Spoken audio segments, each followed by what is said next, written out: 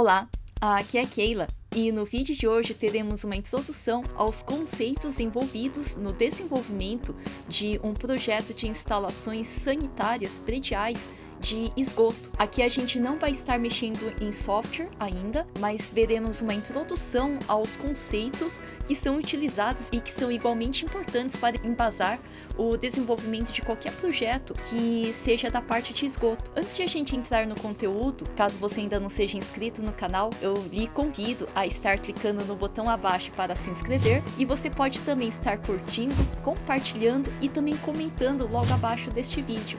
Semanalmente eu tento trazer aqui para o canal ao menos um vídeo como este para você. Vamos lá! Primeiro, em relação aos sistemas de esgoto, a imagem que eu estou trazendo aqui, a maioria é do Manual da Tigre, inclusive, daí este também. E os sistemas de esgoto, as instalações prediais de esgotos sanitários, elas se destinam a coletar, conduzir e afastar da edificação todos os dejetos provenientes do uso adequado dos aparelhos sanitários, dando-lhes um rumo apropriado, normalmente indicado pelo poder público competente. O destino final dos esgotos sanitários pode ser a rede pública coletora de esgotos ou um sistema particular de recebimento e pré-tratamento em regiões que não dispõem de sistema de coleta e transporte de esgoto. As condições técnicas para projeto e execução das instalações prediais de esgotos sanitários, em atendimento às exigências mínimas quanto à higiene, segurança, economia e conforto dos usuários, são fixadas pela NBR 8160 de 1999, que é a mais atual no momento que estou gravando este vídeo. Toda essa definição eu estou trazendo de forma resumida, aliás, pela norma, mas você pode estar lendo, inclusive, essa norma na íntegra. No próprio site da ABNT consta qual que é a que está valendo, como por exemplo essa daqui, e qual que porventura tenha sido cancelada, como ocorreu por exemplo com a norma de água quente, que se fundiu a nova versão da norma de água fria e água quente, que foi lançada em 2020. Então, continuando aqui, de acordo com a NBR 8160, o sistema de esgoto sanitário deve ser projetado de modo a evitar contaminação da água, de modo a garantir a qualidade de consumo tanto no interior de sistemas de suprimento e de equipamentos sanitários, como nos ambientes receptores, e também permitir o rápido escoamento da água utilizada e dos despejos introduzidos, evitando a ocorrência de vazamento e a formação de depósitos no interior das tubulações.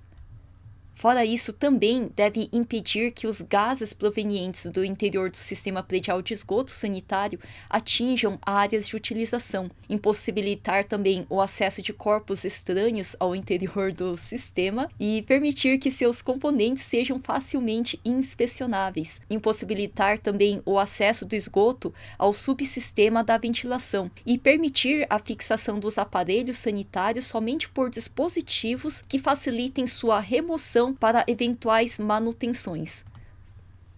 Agora, com relação aos sistemas de coleta e escoamento dos esgotos sanitários de sistemas individuais, aqui a gente tem uma determinação, uma classificação, e eu coloquei aqui uma imagem do próprio Manual da Tigre também, que pode ser acessado através desse link diretamente, que segundo esse manual, há uma distinção a quando o esgoto ele é industrial ou é de uma fonte ali doméstica.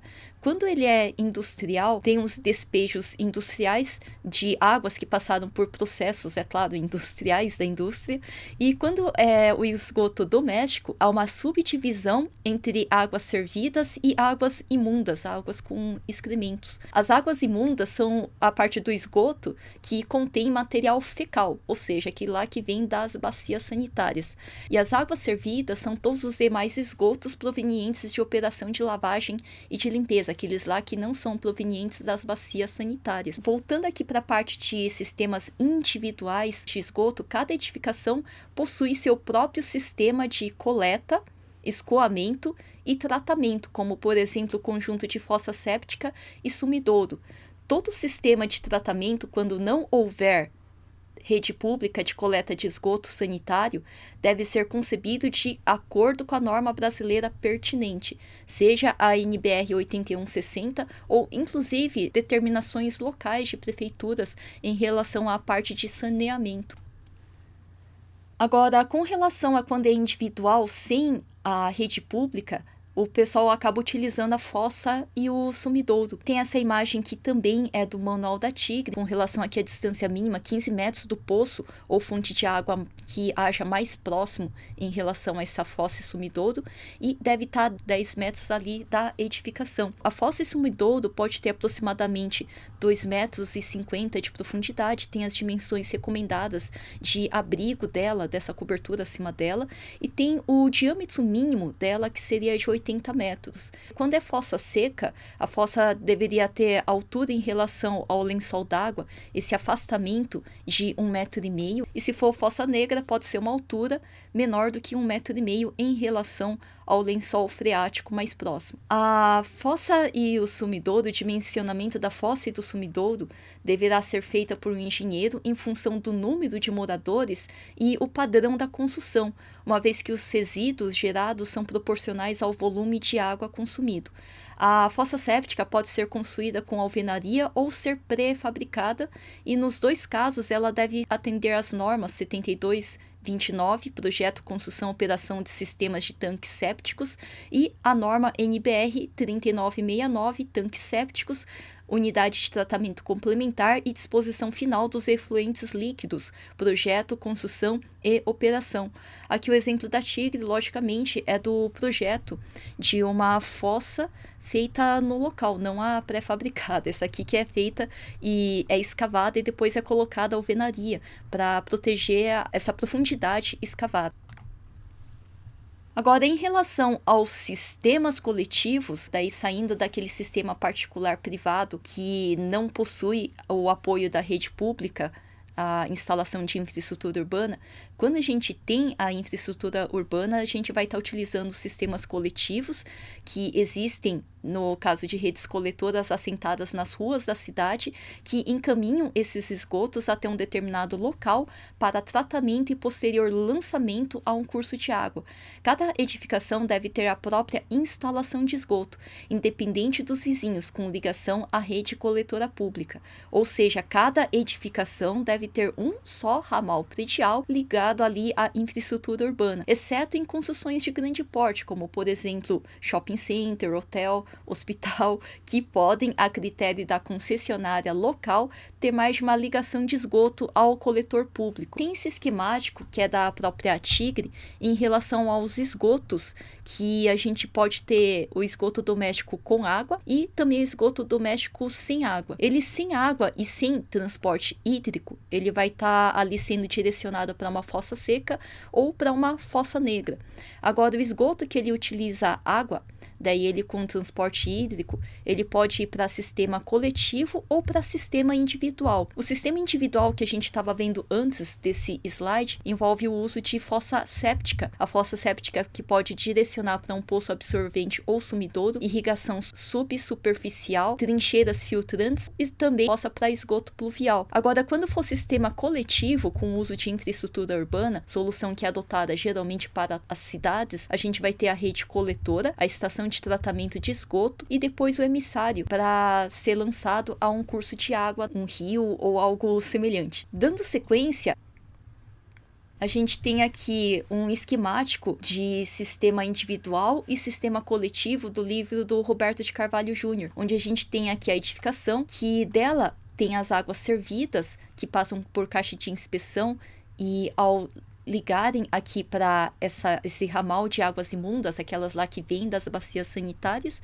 e aquelas lá que não vêm das bacias sanitárias. Ambas passam por caixa de inspeção. No caso das águas imundas, passam antes obrigatoriamente pela fossa séptica e depois de uma caixa de inspeção final, são direcionadas para sumidouros. Isso seria para sistema individual sem o uso de uma infraestrutura urbana. Agora, quando a gente tem um sistema coletivo, que vai ali para uma estação de tratamento, através de uma malha de infraestrutura urbana passando ali a rede coletora pública abaixo das ruas. Neste caso, a gente vai ter as edificações que lançam, através de uma última caixa de inspeção em direção à rede coletora pública, esses ramais prediais, cada edificação com seu ramal predial, a não ser que seja uma edificação maior e que por determinação local de alguma prefeitura, neste caso talvez um hospital, um shopping center, ele possa ter mais de uma ligação de ramal predial em direção à rede coletora pública. Agora, em relação ao sistema predial de esgoto, os principais componentes de um sistema predial de esgoto são os aparelhos hidrossanitários, as peças hidrossanitárias, neste caso, os desconectores, também conhecidos comercialmente como sifões, os ralos, as caixas sifonadas, ramal de descarga, ramal de esgoto, tubo de queda, coluna de ventilação, subcoletor, dispositivo de inspeção, caixa de inspeção e caixa de gordura, coletor predial e válvula de retenção. Aqui tem uma imagem que é clássica, é mostrada em diversos lugares, que é o do Manual da Tigre, cuja fonte está aí também, você pode estar lendo esse manual na íntegra. Tem vários lugares, inclusive livro do Roberto de Carvalho Júnior, que faz referência a esse manual, é um manual muito bom. Agora, dando sequência, a gente vai estar vendo cada um desses elementos, a começar pelo ramal de descarga. O ramal de descarga é a tubulação que recebe diretamente os efluentes dos aparelhos sanitários. É o ramal que vem do lavatório, bacia e das demais peças hidrossanitárias. É o ramal da peça. O ramal da bacia sanitária, ele deve ser ligado diretamente à caixa de inspeção, quando for uma edificação térrea, ou ao tubo de queda de esgoto em instalações em pavimento superior, e devem ser ligados à caixa sifonada, os ramais obrigatoriamente do lavatório, bidê, banheira, ralo do chuveiro e do tanque. Eu coloquei aqui também imagens de ramais de descarga de bacias sanitárias do Manual da Tigre. No primeiro aqui de cima, onde a gente tem a montagem com válvula de descarga na parede, tem o tubo de descarga com um diâmetro nominal que pode ser próximo ao de 40, a gente tem aqui a própria botoeira, válvula de descarga, que ela vai estar ligando ali para a peça, a própria bacia sanitária, que dela parte aqui, por exemplo, ligação abaixo da bacia, tem aquela lá que vai para a parede também, essa daqui está sendo mostrado que vai para baixo.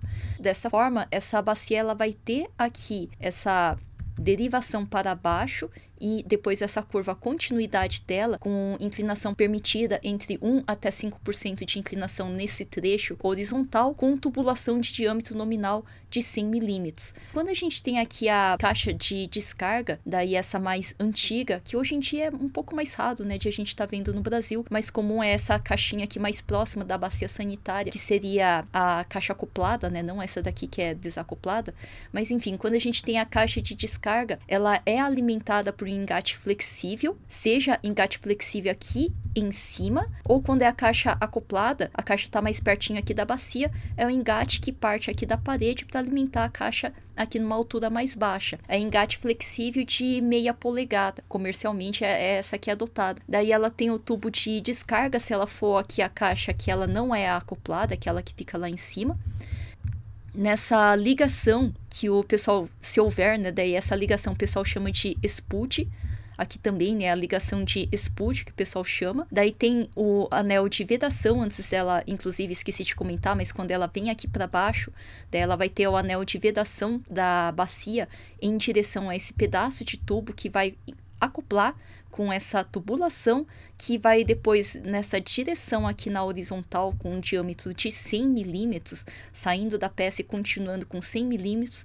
Nesse trecho horizontal, a tubulação vai ter no mínimo 1% de inclinação. Às vezes, em obra, o pessoal adota 2% para tudo, que fica na faixa entre o mínimo permitido, que é de 1% de acordo com a norma, até o máximo, que seria 5%. Mas isso aí a gente vai estar vendo adiante, inclusive em relação à inclinação e dimensionamento. Agora, dando sequência, com a determinação, as denominações, existem ramais também que têm efluentes de gordura, como ocorre com as pias de cozinha, e que elas devem ser ligadas, de acordo com a norma, devem ser ligadas à caixa de gordura, em caso de edificação térrea, ou a tubos de gordura, que são tubos de queda específicos, nas instalações com pavimento superior. Para o dimensionamento, deve ser seguida a NBR 8160. No próximo vídeo, a gente vai estar vendo, inclusive, essa parte de dimensionamento. Aqui é mais em relação à denominação. E aqui tem um esquemático da própria Tigre, do manual da Tigre, em que ali da pia da cozinha sai ali através desse sifão de copo, um sifão multiuso. Ela vai ser ligada, inclusive, com essa válvula de inox para a pia americana, através desse sifão copo multiuso, ali em direção à parede, com esse joelho de 90, série normal de esgoto, diâmetro de 40 milímetros no mínimo, ali em direção à entrada de uma caixa de gordura. Nesse caso é uma caixa de PVC da própria Tigre, ou poderia ser também uma caixa de gordura feita em alvenaria no local, que a gente vai ver o esquemático dela mais adiante também.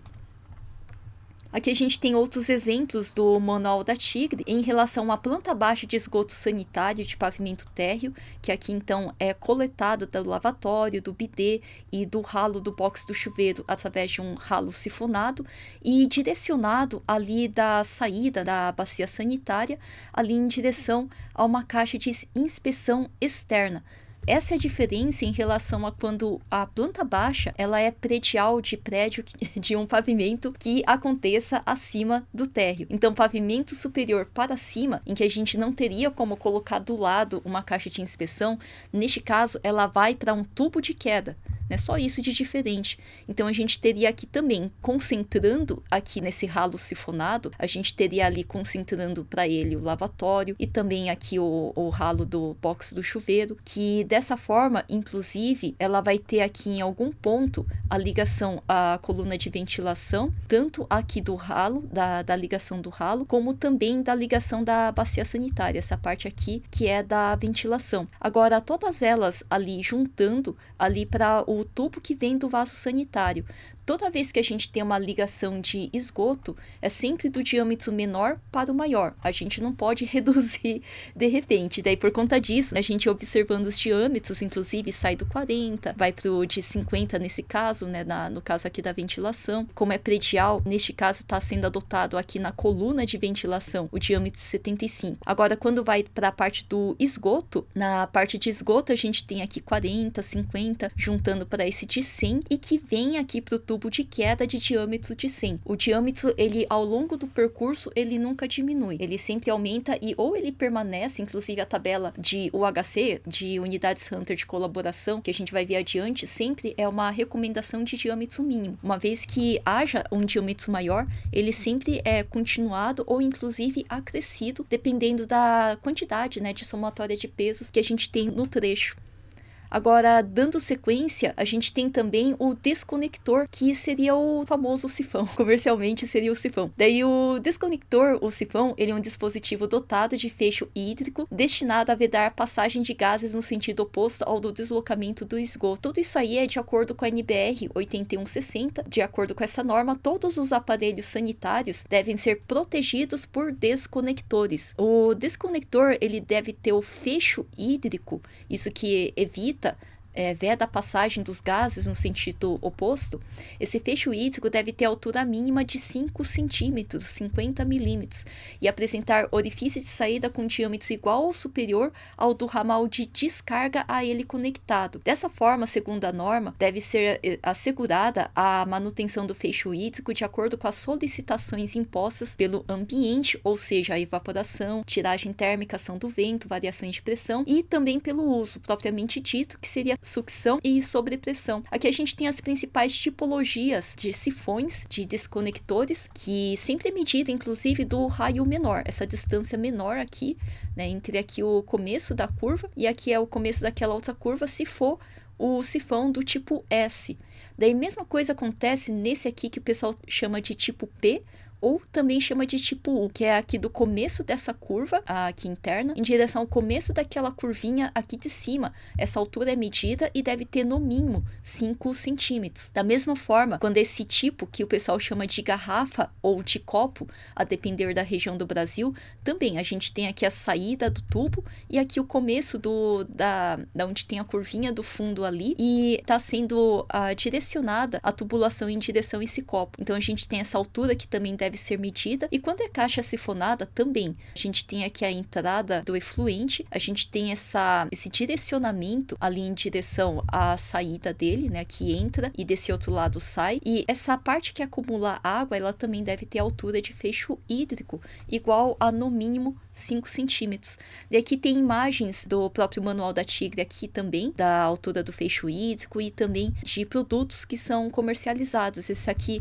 com um sifão de copo, é o copo multiuso, e esse aqui de baixo é o sifão ajustável, que forma essa tipo P, ou dependendo, o pessoal chama também de tipo U, que ele é flexível, mas aqui também teria que ter pelo menos desse ponto em direção a esse ponto, essa alturinha aqui que eu vou até rabiscar aqui por cima, para ficar mais fácil de enxergar, desse lugar aqui até esse lugar aqui onde começou a curvar, tem que ter bem aqui uma altura de pelo menos 5 centímetros. Agora, fora isso também, deixa eu até tirar aqui a caneta um pouquinho para ficar com um ponteirinho maior, a gente tem também o desconector da própria bacia sanitária. Ela não é um sifão externo que você vai adquirir, vem junto com a própria bacia sanitária, junto com o vaso sanitário, mas que também possui a função de fecho hídrico, ou seja, também é um desconector, também tem ali a parte sifonada. Eu coloquei aqui uma imagem, um GIF animado, daí tem aí a fonte dele aí embaixo também, que tem aqui quando for uma bacia de caixa acoplada, com o acionamento da válvula, você vai ter a liberação da água, então se for a válvula na parede, daí, então vindo aqui em direção da parede, a gente tem ali o acionamento da água, que ela vem pela parte lateral da bacia sendo direcionada para limpar através do jato toda a lateral, que é coletada para essa parte mais abaixo, que empurra o dejeto ali pela parte sifonada da própria bacia sanitária. Assim como a gente mede ali da curva mínima, dessa parte mínima até a parte mínima aqui, da onde começa a outra curvinha, e aqui também, né, da onde direciona em relação a onde vem aqui em direção ao copo, e aqui quando a gente tem o nível da água em direção ao fundo, da onde começa a curvar aqui a parte do fundo da caixa sifonada.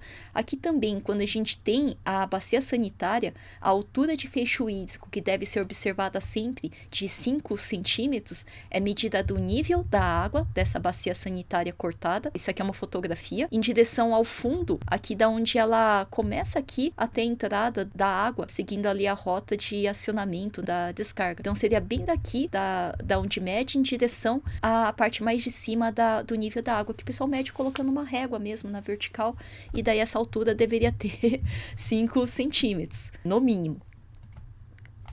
Dando sequência, a gente tem a caixa sifonada. A caixa sifonada é uma caixa de forma cilíndrica com desconector destinada a receber efluentes de conjuntos de aparelhos como lavatórios, bidês, banheiras e chuveiros de uma mesma unidade autônoma, assim como as águas provenientes de lavagem de pisos. Neste caso, devem ser providas de grelha, essa parte de cima, né, da caixa sifonada. A sua tampa deve ser facilmente removível para facilitar manutenção, mesmo em caso de ralos cegos. Ralo cego, aqui no Brasil, o pessoal chama também de tampa cega, ralo cego ou ralo oculto. É quando a gente tem a caixa sifonada, em cima dela tem a grelha e por cima tem essa tampa completamente fechada. Daí que seria a tampa cega, ralo cego ou ralo oculto, que o pessoal acaba utilizando todas essas nomenclaturas para quando o ralo é tampado. A gente tem a vedação hídrica, que evita que os odores e insetos provenientes dos ramais de esgoto penetrem pelas aberturas dos ralos. A caixa sifonada aqui no Brasil, ela é fabricada em PVC e as mais antigas também em ferro fundido, com diâmetros de 100 mm, 125 mm e 150 mm. Ela possui 1 até 7 entradas de esgoto para tubulações com diâmetro de 40 mm e tem apenas uma saída com diâmetro de 50 mm ou de 75 mm. Quando a gente tem os ralos de uma forma geral, existem os ralos secos, que não tem o fecho hídrico, e o ralo sifonado, que ele tem a proteção hídrica, aquela alturinha de pelo menos 5 centímetros de fecho hídrico. Aqui são exemplos de ralo seco, aqui de ralo linear também, e aqui de ralo anti-infiltração, essa borda, né, ao redor do ralo, que às vezes existe em coletores pluviais, por exemplo, de coberturas de edificações. Alguns projetistas, por questão estética ou também econômica, preferem localizar a caixa sifonada no box do chuveiro. O ralo do box não deve ser localizado na entrada nem no centro geométrico dessa pequena área, pois fatalmente o usuário passará ou se posicionará sobre ele, podendo danificá-lo ou ser vítima de acidentes, né? Geralmente só por isso o pessoal direciona a colocação do ralo no box, mas para próximo de alguma quina, né? Não no centro e nem próximo à entrada do box de preferência. Normalmente, os ralos secos são utilizados para receber águas provenientes do chuveiro, ou seja, o box do chuveiro, pisos laváveis, áreas externas, terraços, varandas e etc.